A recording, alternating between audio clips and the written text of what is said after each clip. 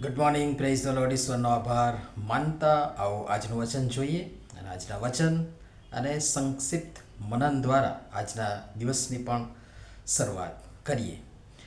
ભાઈઓ, જો કોઈ માણસ કંઈ અપરાધ કરતા પકડાય તો તમે જે આત્મિક છો તે તમે એવાને નમ્ર ભાવે પાછો ઠેકાણે લાવો અને તું તારી પોતાની સંભાળ રાખ, રખેને તું પણ પરીક્ષણમાં પડે. ગલાતીઓને પત્ર તેનો 6 અધ્યાય 1 કલમ 1-5 સુધી વાંચવા પ્રયાસ કરશો. આજનો વિચાર ખ્રિસ્તમાં અતિ પ્રિયવાલા મિત્રો, પ્રભુ ઈસુ ખ્રિસ્તના પવિત્ર પાવન નામમાં આપ સર્વને સવારની પ્રેમભરી સલામ.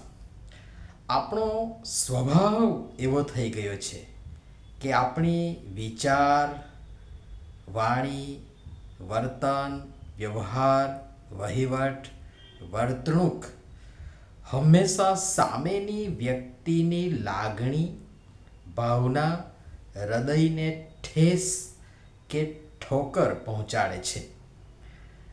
કહેવત છે કે માણસ માત્ર ભૂલને પાત્ર. કોઈ ન્યાયી નથી. પવિત્ર શાસ્ત્ર બાઇબલ વારંવાર આ કહે છે કે કોઈ ન્યાયી નથી, કોઈ પવિત્ર નથી. પાપ, સાપ, શ્રાપની અસર સર્વત્ર છે. કોઈ એનાથી પર નથી કે કોઈ એનાથી બાકાત નથી. અને રોમિયોનો પત્રમાં તો સ્પષ્ટ કહ્યું છે કે સઘળાએ પાપ કર્યું છે, સઘળા દેવના મહિમા વિશે અધૂરા જ છે. અને તેથી પાપ થાય, અપરાધ થાય એમાં કોઈ બેમત નથી, કોઈ નવાઈ નથી. હા, એ પાપ સતત ચાલુ જ ન રહે, કિંતુ વ્યક્તિને સમયે સમયે તેનું ભાન થાય અને એ પાપની કબૂલાત કરે, પાપનો પસ્તાવો કરે, તેમાંથી છૂટે, પસ્તાવો કરી પાછો ફરે, એ જરૂરી છે. અને એ માટે જે આજનું વચન આપણે જોઈ રહ્યા છે એમાં જે 2-3 તબક્કા છે એને આપણે ક્રમશઃ જોઈએ.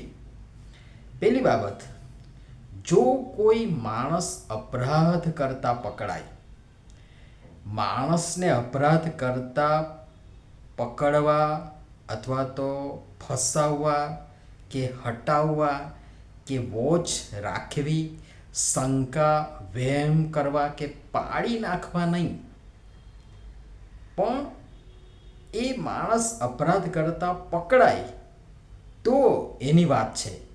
તો શું કરવું? બીજી બાબત, તો તમે જે આત્મિક છો, અહીંયા મેં પ્રશ્નાર્થ ચિહ્ન મૂક્યો છે. પ્રશ્નાર્થ ચિહ્ન મેં એટલા માટે મૂક્યું કે ઘણી બધી વખત આત્મિકતા શું છે એ જ મને, તમને, આપણને ખબર હોતી નથી. મારામાં આત્મિકતાનો છાંટો માત્ર પણ ન હોય અને હું બીજાના અપરાધોને કે ગુનાઓને આઈડેન્ટિફાય કરું અથવા તો એને લઈને તેનો કે તેમનો ન્યાય કરું તો એ યોગ્ય નથી. અને બીજું કે ન્યાય કરવો એ આપણું કામ જ નથી. અને માટે પ્રથમ આત્મમંથનનો જે વિષય છે તે એ કે હું આત્મિક છું કે કેમ, એ છે. ત્રીજી બાબત, તે તમે એવાને નમ્ર ભાવે પાછો ઠેકાણે લાવો. આપણે આનાથી બિલકુલ વિપરીત ઊંધા જઈને એવી વ્યક્તિઓને તોડી પાડીએ છીએ. વચન તેને પાછું લાવવાનું કહે છે, નમ્ર ભાવે પાછો ઠેકાણે લાવવાની વાત કરે છે.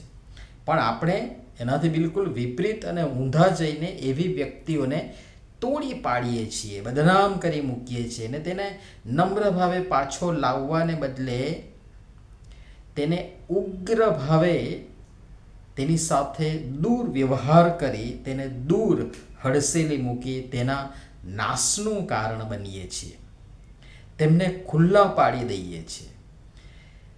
આક્ષેપો મૂકી, વાતો ઉડાડી, મજાક મસ્કરીનું સાધન બનાવી દઈએ છીએ અને એમ કરી તેને હતાશ નિરાશ કરી દઈ તેને વધુ ને વધુ ઊંડી ગર્તામાં ધકેલી મૂકી તેના નાશનું કારણ બનીએ છીએ. પણ એવું અને એમ ન થાય માટે ખૂબ સાવચેતીપૂર્વક નમ્ર ભાવે તે વ્યક્તિ તેના પાપ ગુના અપરાધને કબૂલે, પસ્તાવો કરે, તેને છોડે અને એમાંથી એ ગર્તામાંથી એ કડણમાંથી એ કાદવ કીચડ ભરી પરિસ્થિતિમાંથી બહાર આવે એવા પ્રાર્થના સહિતના પ્રયત્નો કરીએ એ યોગ્ય અને ઈચ્છનીય ગણાશે. એને પાછો ઠેકાણે લાવો, ન કે એને બસ ઠેકાણે જ પાડી દો. ચોથી બાબત, તું તારી પોતાની સંભાળ રાખ, રખીને તું પણ પરીક્ષણમાં પડે.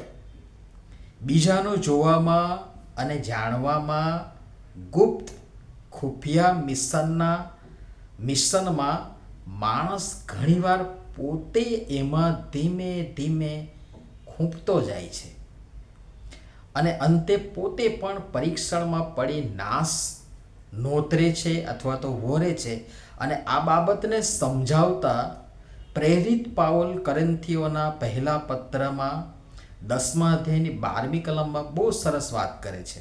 અને તે તો એ છે, માટે જે કોઈ પોતાને સ્થિર ઊભેલો ધારે છે તે પોતે ન પડે માટે સાવચેત રહે.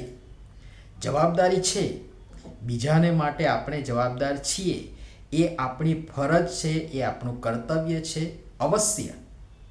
કિંતુ પ્રથમ પોતે એ માટેની લાયકાત કેળવીએ અને સક્ષમ બનીએ. દરેક ક્ષેત્રના વ્યવસાયના કે જે તે વિષય કે બાબતમાં નિપુણતા પ્રાપ્ત કરેલ કાબેલ અને અનુભવી માણસ સીધો જે તે સ્થાન, પદ કે હોદ્દો મેળવી નથી લેતો. એ માટે તેણે એ માટેની લાયકાત, યોગ્યતા, કાબેલિયત પ્રાપ્ત કરવી પડે છે. જેમ કે શિક્ષક, તો એ માટેનું જે કંઈ પણ શિક્ષણ છે પ્રાપ્ત કરવું પડે, જેમ કે પીટીસી, બીએ, બીએડ, એમએડ વગેરે ડિગ્રી ધારણ કરવી પડે. ડૉક્ટર તો MBBS વગેરે જેવી ડિગ્રી ધારણ કરવી પડે, એ રીતનો અભ્યાસ કરવો પડે. વકીલ તો એડવોકેટ બનવું છે, વકીલ બનવું છે તો LLB વગેરે જેવી ડિગ્રીનો અભ્યાસ કરવો પડે, એ પ્રાપ્ત કરવી પડે. અને ત્યારે આપણે તેના માટે વ્યક્તિ જે તે વ્યવસાય અથવા તો એમને માટેની નિપુણતા હાસિલ કરી શકે છે, કાબિલિયત પ્રાપ્ત કરી શકે છે. અને તેથી વચનને લક્ષ્યમાં રાખીને આ દિશામાં આગળ વધીએ. પ્રભુ સમજવાના માટે પણ સર્વની સહાયતા મદદ કરો. નમ્ય પ્રાર્થના કરીએ. પ્રેમાળ પિતા, બીજાનો ન્યાય કે મૂલ્યાંકન નહીં, કિંતુ અમને સ્વયં અમારું પોતાનું સ્વમૂલ્યાંકન કરવા અને જે પરિણામ મળે તેને સ્વીકારી તેને સુધારવા કૃપા કરી અમારી સૌની તમે સહાયતા મદદ કરો. પ્રભુ ઈસુના નામમાં આમેન. ધન્યવાદ.